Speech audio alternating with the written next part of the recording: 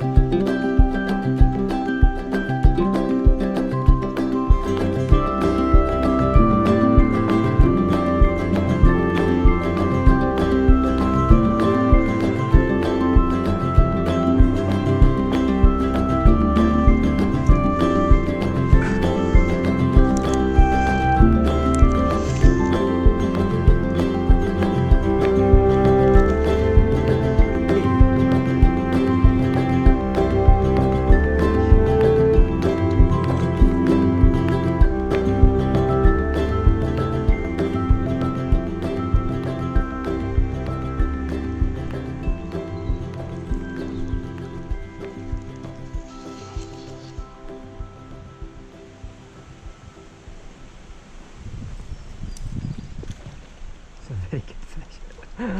Ay, ay, ay.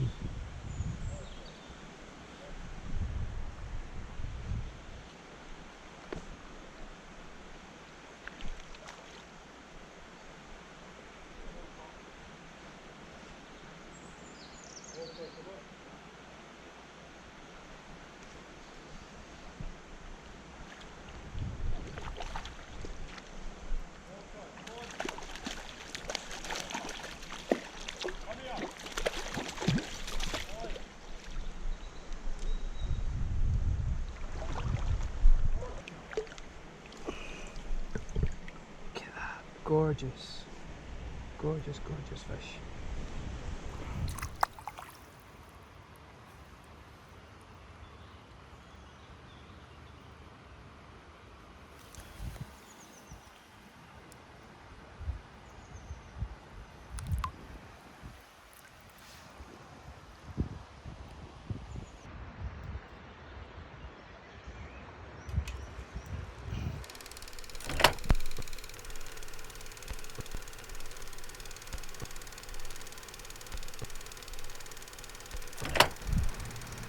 What's happening, folks? Welcome back to the Southside Fly Fishing channel.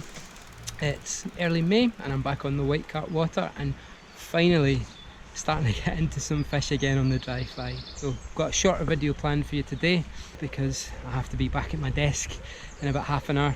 But what I do want to do, and something I've been wanting to do for a while, is talk through the setup that I use for dry fly fishing on small rivers in Scotland. Every time I post one of these videos, invariably in the comments people ask questions about what rod I'm using, what reel I'm using, the setup and so on, and I just wanted to take the opportunity to talk through that and answer some of those questions that you guys have had. So let's talk about the tackle first of all. This is one of the rods that I use for dry fly fishing on small rivers. It's a 7'6" 5-weight rod and it's the Vision glass trout rod. Fiberglass rods are for me the ultimate tool for fishing this kind of stream for a couple of reasons. They're really great fun. I just love the slow action and the gentle presentation that you get with a fiberglass rod like this one.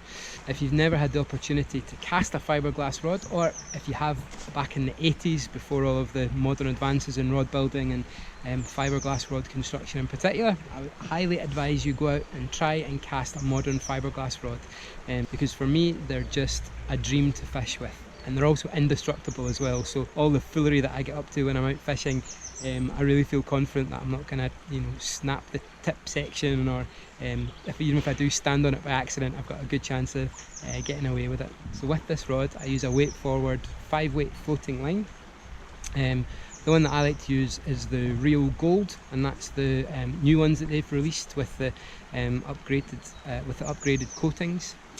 The line comes with a welded loop at the end, which is really useful because I use that loop to attach a 12-foot tapered leader, which tapers down to 5x tippet, and then I'm normally adding on a 3 or 4 foot section of tippet material just to extend the leader a little bit more. So I'm usually fishing about a 15 or 16 foot leader.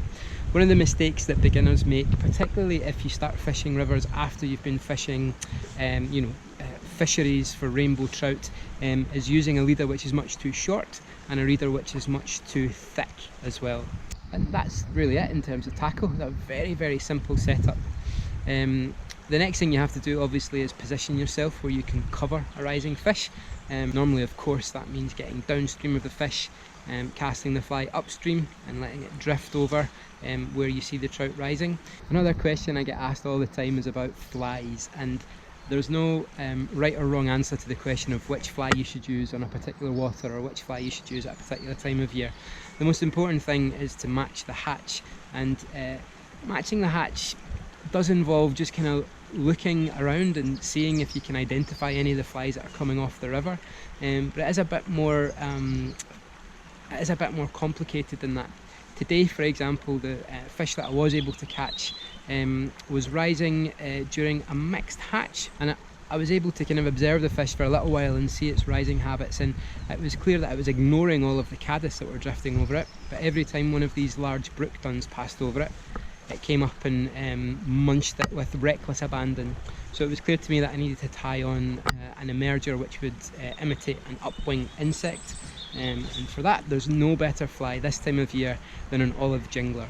I've actually got a tutorial of how to tie that fly which the guys over on the Angling Scotland channel were kind enough to post, so if you're interested in seeing how I tie that fly and tying up a few of yourself, then there's a link up in the top corner. And that's it. Dry fly fishing on small rivers like this can be incredibly simple. All you have to do is make sure you keep your tackle simple, make sure you adapt your approach to the water and to the insects that are hatching. Don't go with a leader that's too short, and don't go with a leader that's too thick. Make sure you position yourself where the fish can't see you. Cast the fly so it lands above the fish. Try not to cover it with your line, and then as it drifts downstream, if a fish takes your fly, lift the rod and away you go. I'm off to get back to work before anyone notices I'm gone. Until next time, take care, stay safe, tight lines.